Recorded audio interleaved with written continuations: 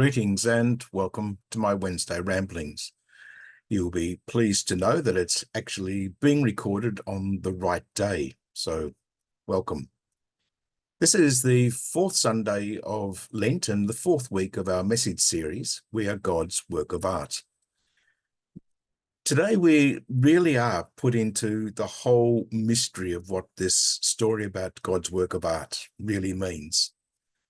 We have the first reading and the story of King Cyrus, the leader of the Persians, who brings together the people and restores them to Jerusalem after their exile in Babylon. Cyrus wasn't a worshipper of the Lord. He wasn't really anyone except the word of the Lord came to him, and he was compelled to send the people back to Jerusalem. And in our reading from the letter to the Ephesians, we have that phrase where we are told we are God's work of art. So Cyrus is an extension of God's great plan by restoring the people, because God wanted the people to be in Jerusalem, and to rebuild the temple so that they could worship the Lord.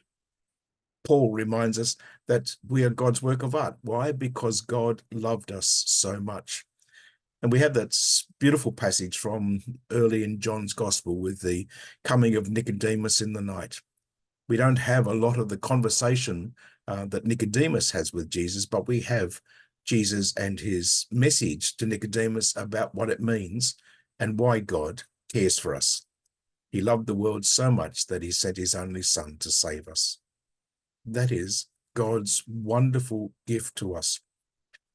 It's what our Lenten season is about, reminding us that God is inviting us to recognize his great love for us by turning our hearts back to him, by having that conviction that God really wants us to be one with him, not to think about it, not to wonder whether that's an option, but to recognize this powerful call that God has for us for something more than just the survival in our human experience, to really say, what can I be and how can I live according to the good news, according to God's plan for me? God has done so much for us. God has given us so much. And we can only appreciate it if we have spent time listening to his word, letting the word touch our hearts and our lives so that we've come to know the Lord, so that in a sense, in a very real sense, we can in fact belong to his people, the children he has chosen. That's us. What an amazing God we have, a God who loves us that much that he dares to give his son to die for us. Let's celebrate God's love for us. Let's celebrate his gift of life to us, and let us in truth live as we are God's work of art.